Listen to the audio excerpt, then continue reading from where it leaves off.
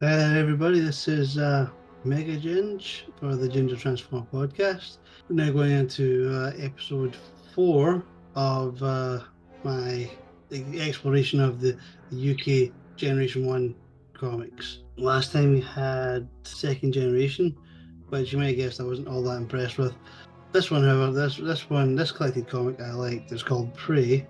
Primarily, it's to do with the introduction of the Predacons. I quite like them. They were a great addition to season 3. It kills me that I don't have them in toy form because a combiner's not supposed to be Titan size. I don't have Devastator or Omega Supreme for the same reason. I'm hoping that the Studio Series 86 Constructicons will be like maybe an inch shorter each. That'll bring Devastator from like that size down to that size, maybe to be on par with the other combiners, but we're not here to talk about that. We're here to talk about the collected comic Prey. Yeah, this wasn't brought out as part of the main collected comic line. There was 5, and this wasn't one of them. But this is one of my favourites that came out separate from them. It was like filler. It was good filler. So we have Prey parts 1 and 2. We have the Predacons on Earth at the request of Shockwave. This might sound familiar from the US comics, but this actually happens before that. It's not acknowledged in the US comics that they'd already been on Earth before. There's a reason for it. I'll get around to it. Basically, Prime has been watching the footage from Target 2006, seeing his Autobots not only getting trounced but having to team up with his mortal enemy Megatron. Well, he, Prowl, and Ratchet were stuck in some nightmare dimension, and he's horrified. He's horrified by what he sees. They can't do shit without him. So he comes up with the plan. He's going to fake his own death. So he does it. He gets Wheeljack to create a fast wheel construct, basically a fake Optimus Prime. Stores it in his trailer and goes off for a drive for patrol. Many Autobots are against this. No, you're too valuable. We need you. Blah blah blah. And it only strengthens his resolve to go through with it because, like, wow, you guys need to cut the fucking cords in case I actually die. Megatron gets wind of this, brings in the Predacons, and says, right, sick of Shockwave has secret orders for them, which they agree to as well. We have Prime off on patrol. He's thinking maybe it's around the time I should send my fake distress call, see how the guys do once they think I'm gone, blah blah blah. Cue the Predacons and Megatron. And oh shit, it's no longer a fake distress call, but he can't get it out, can he? Comms are being jammed. Predacons and Megatron, they've got the drop on Prime, but they think it's going to be amusing to give him a head start. So, they do. He gets a head start of like 60 seconds or something and flees into a forest. Predacons then go and chase him. Megatron is suspiciously absent from this. So, when Prime's able to finally get the best of the Predacons separately and in their combined form, Megatron's there waiting for him. It's like, yeah, I would be letting them have all the fun. And I was going to wait here for where you'd come back to your trailer to get maybe not reinforcements, but some sort of weaponry you'd have, blah, blah. I'm here and I'm going to kill you. The Predacons decided this time to act on the orders of Shockwave and attack Megatron. So they leap past Optimus Prime, who honestly thinks that's it, his number's up. They leap past him and into the forest. Megatron is just going, the fuck? And the other Predacons pounce on him while he's distracted. Once again, this sounds all very familiar, but it's not the same comic. It's not the same setup as in the US comics. So Megatron eventually gets away from them to find Optimus Prime standing behind his trailer, looking knackered, looking exhausted, takes the gun out and blows him away, only for the real Optimus Prime to charge out and start leathering 7 shades of shit out of Megatron.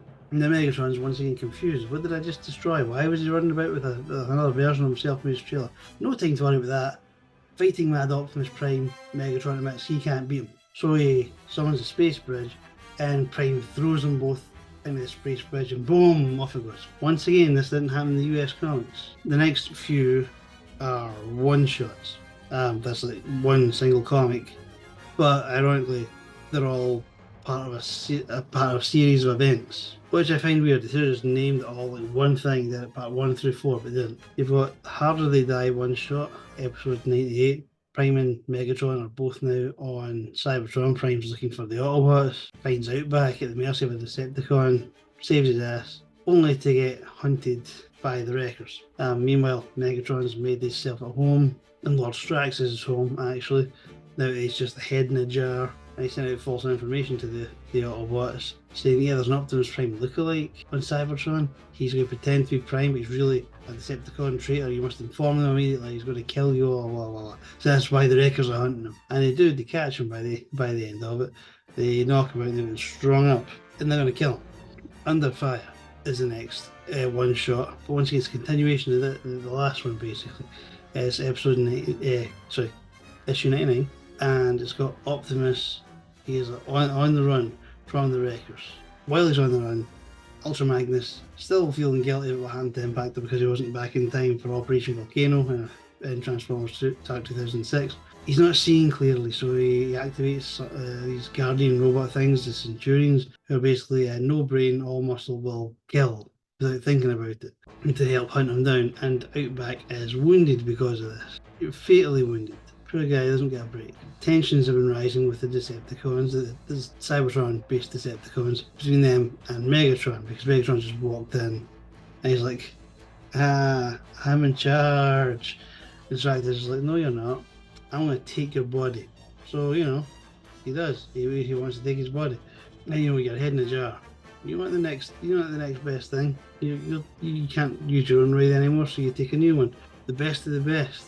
He wants Megatron's body all for himself, so he can go around leading the Decepticons with the body of the original Decepticon leader.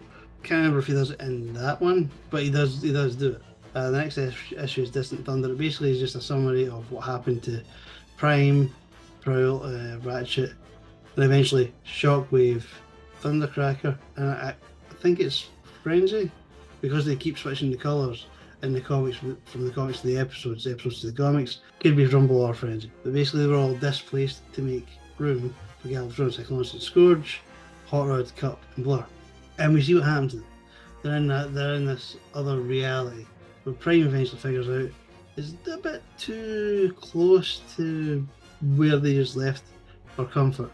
And it turns out, it's all fabrication from their minds, being created by beings feeding off of them, while it turns out they're in this almost stasis-like kind of, it's attached to the back of their heads, the front of their heads, and it's knocked them out cold to fashion a reality. And this reality is, there's good guys, there's bad guys, there's a civil war, please help. And Prime eventually figures out, if we keep, he gets this Shockwave, he's like, listen, I'm laying down the logic, if we keep fighting here, we will die here. This is being made to keep us here, wherever here is. You're logical. The only logical choice is to stop fighting. So Shockwave, he relents eventually. He's like, okay, we'll do it your way, Prime, we'll do it your way. And sure enough, just before this big gorilla-looking thing lands a killing blow on Prime, he goes through Prime, disappears, and they all wake up in this giant black void with these head suckers on him, so they basically take him off and But unfortunately, they're still stuck floating there until the events of TARC 2006 are done, and everyone from the future goes back to the future, minus the DeLorean. But they're still stuck there, which kind of sucks if you think about it, because eventually, in Fallen Angel, Skids gets replaced by Galvatron, but then he's there till Galvatron gets sucked back up into the future and targeted in Time Wars. Poor bastard. Turns out also, if they'd been there longer, if they kept fighting, it would have actually properly made that a full-on proper reality. Everything would have been proper real. And Prime emphasises an injury he's got in a very, very familiar place. If you've ever seen Transformers movie, and says, we were this close. And it cuts back to the present. He's like, and now this poor being Outback is going to die because of me. What have I done? Blah, blah, blah. Magnus, at the end of the previous comic, was starting to have doubts about his own actions. So he went to get Emerald Zaron.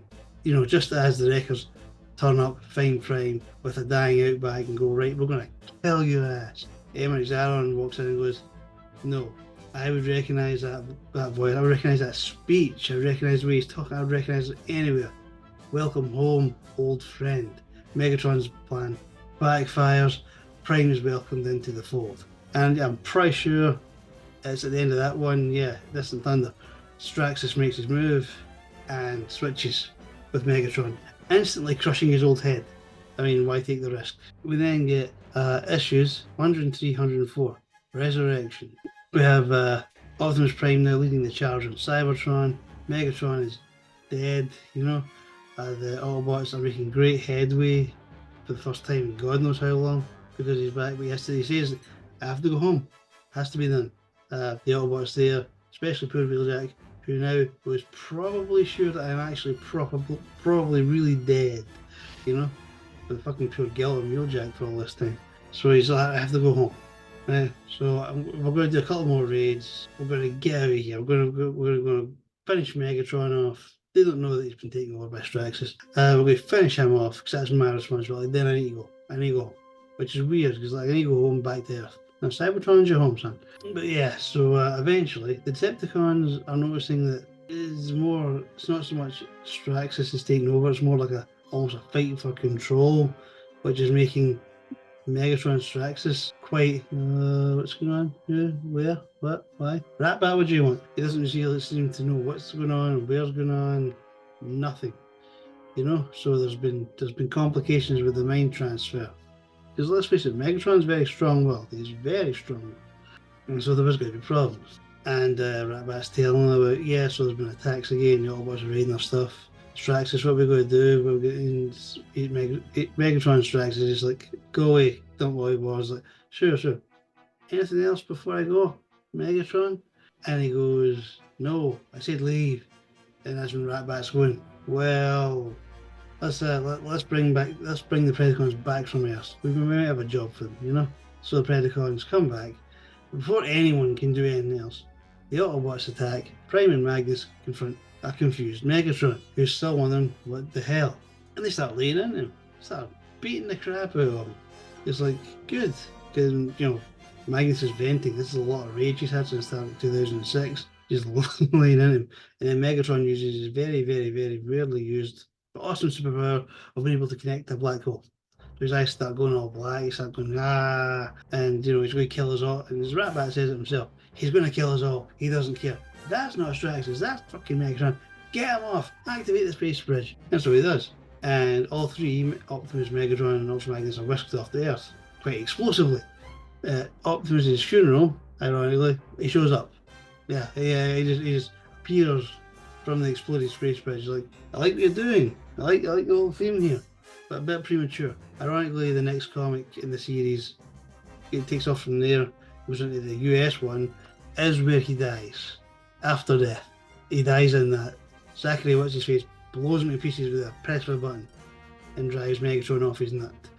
So that's really badly thing to bring him back just to kill him. Ultra Magnus ends up just in some random part of America. Could be anywhere on Earth really, but it's going to be America. And he says, I'm going to go exploring while I'm looking for the Ark. But I'll take my time because, fuck it. Just feel not a concern for him or something. Megatron ends up back in the coal mine. Shockwave is confused to fuck. He's like, what was he doing here? Oh god, this is it. I'm done. I'm a dead man. Almost genuine fear you see from Shockwave for like the first time ever. And Soundwave's like, he was just here. Initial brain scan I'm doing of him shows there's not one but two personalities in here. It's giving him a sort of amnesia. Who knows what he remembers? So Shockwave's like, okay, Megatron, hands up. Well, is this it? Is this my time? Megatron turns around, is like, yeah, this will be your time. The state the Decepticons have been in, it's all your fault. Get them sorted. We're going back after the Autobots. And that's when Soundwave's like, yes, looks like there's amnesia here. Thank Christ we sent the Predacons back. And it's just never mentioned again that the Predacons were there. Megatron didn't know. He got amnesia for the whole episode. And I said that right this time because it was a whole episode of everything is just gone. And like I said, there's a good job they sent the Predacons back, but no one else ever talks about it again. That's what I don't get. No one else, even at Prime's funeral, a couple of comics, the real funeral. After that, no one goes, deja vu, anyone? No one says a thing. After that, there's a couple of extra comics that just seem to be there for the hell of it. Once again, they're Predacon related, and they're a bit further on. Grudge Match, parts 1 and 2, comics 135, 136. Basically, if you know the story of Swoop in the UK Marvel comic universe, he used to be called Divebomb. Someone else took his name, beat him, and then just used his name from then on to flaunt it in front of his face. That's basically the two stories of Grudge Match. Swoop versus Dive Bomb. The rest of the Predacons jump on Swoop. The rest of the Dinobots jump on the Predacons. And there's not really much more to say on that one, if I'm completely honest. They just all bar the hell out of each other, you know? Until Swoop just goes, listen, it's not worth it anymore. I can't be bothered. I've held this grudge for so long. Why? And he tells all this big humiliating story for Optimus Prime, who he doesn't like in this continuity, hates him, saved them from Dive Bomb. And Grimlock's like, yeah, when he died and I put in charge. Yeah, I got access to all the files, including that one. I don't give a toss. You want a gun? You want to kill Dive Bomb? I'll stand at his neck for you. But he's like, nah, I just let him go. By the end of the second part, Razor Claw was also saying the same thing to Dive Bomb. I was like, listen, I got a gun. Shoot him from over there. It's done and dusted. Dive Bomb, the Predacon Dive Bomb, has been feeling the whole time he's been on Earth. So he doesn't want to shoot him. His playmate's back. He'll kill him at a time of his own choosing. Until then, he's going to have some fun. That's basically it. That's basically the whole two comics. There was a special in there as well called What's in the Name? And it was basically, now, I don't know where this was placed. There's no number on it. It was a special. I assume it's before Grudge Match, parts 1 and 2. And it's basically Swoop just reliving the memory of everything that happened with Dive Bomb and when he was Dive Bomb and Prime saving him and being pissed about it. And then Sludge is watching TV and he's like, hey, look, there's a Decepticon attack on the TV. And the Predacons show up and Swoop just storms out going, he's still using my name. And Sludge is just saying, going, the fuck? Okay. Grimlock, I think we got a problem. And it ends. So yeah, it must be before Grudge Match, but then again, like I said, there's not a number, it's a special. I do like Prey. There was Dinobots, there was Predacons, the death of Optimus Prime, before the death of Optimus Prime, Straxus and his desperate fucking plea, his plan, to take over the body of Megatron. Good luck, son. And so I actually thought it was quite a good one, you know? Lots of action, lots of good storyline. It tell you finally what the hell happened to Prime in that during the events of Dark 2006, because up to that point people were sitting going, so it's just not going to be explained then. But next time it's episode 5, and it'll go into the next collected comic. This was the second one. This was brought out second after Dark 2006. Fallen Angel, to do with the return of Galvatron back into, at that point, present day Earth. And as I said, poor Skids is the one that gets off he goes. You'll never see him again, son. That'll be fun. I liked Fallen Angel for a lot of reasons, and I'll explain them to you next time. This is Mega Ginge for the Ginger Transformer. Till next time, roll out, stay safe. Adios.